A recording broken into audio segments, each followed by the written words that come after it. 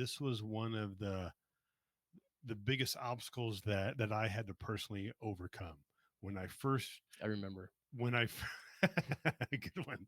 When I first read the book, what I had done is like it sounded too good to be true, Mm-hmm.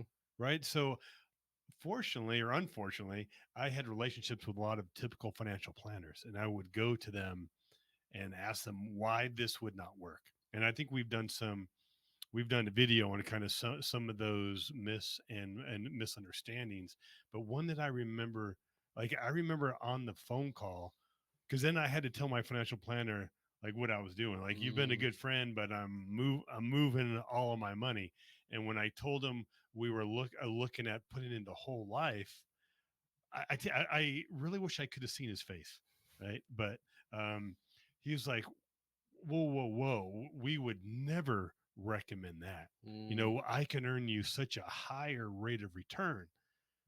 And then I went back, I was like, you know, try to the guy who had first explained this to me is like, well, That was me. no, but I can earn but this guy can earn me a higher rate of return.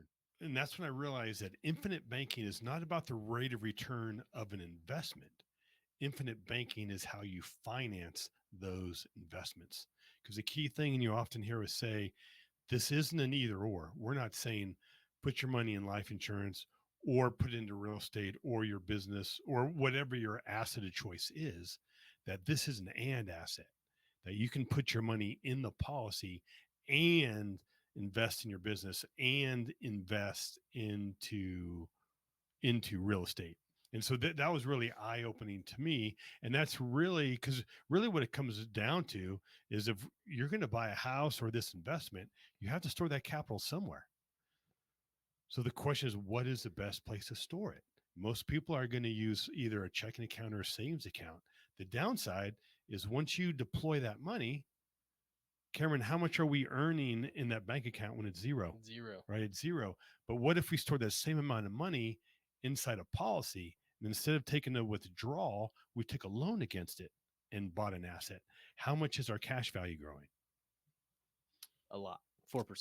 It's growing the same as whether you left it in there or not, right? So we're never breaking the compound interest curve, right? And another thing I want to, or did you want to say something? No. Okay, I sure. just stay here and look good. Yeah. Okay. Sorry. You know, one thing I want to reiterate is that your policy is not an investment, Great point. right? The investment is what we leverage against policy to invest in. So what that means, if it's not an investment, we can't evaluate it as a microscope as we would with an investment.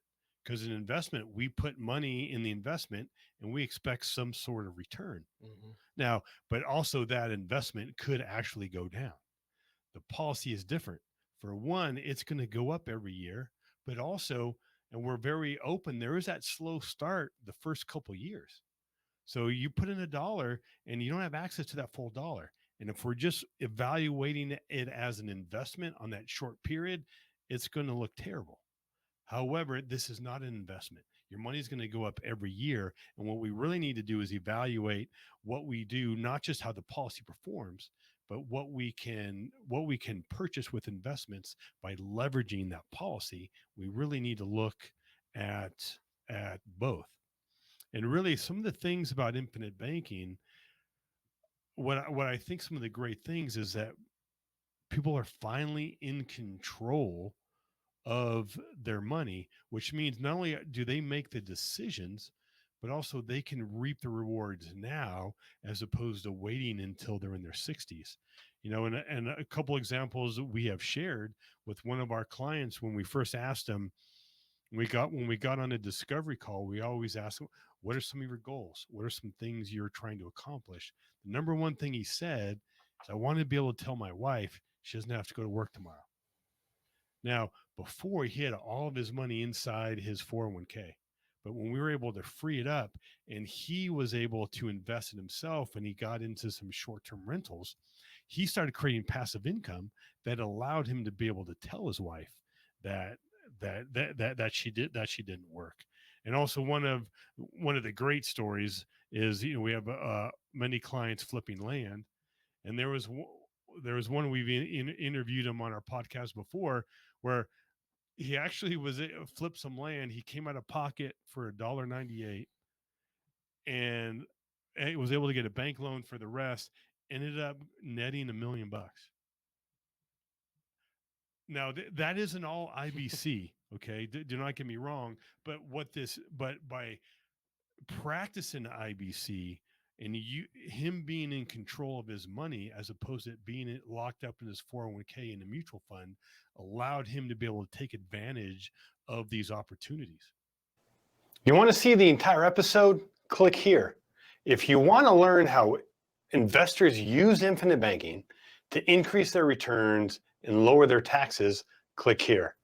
If you want to see if infinite banking is for you and you have some questions, hop on a discovery call with us and one of our coaches. The link for that will be in the description.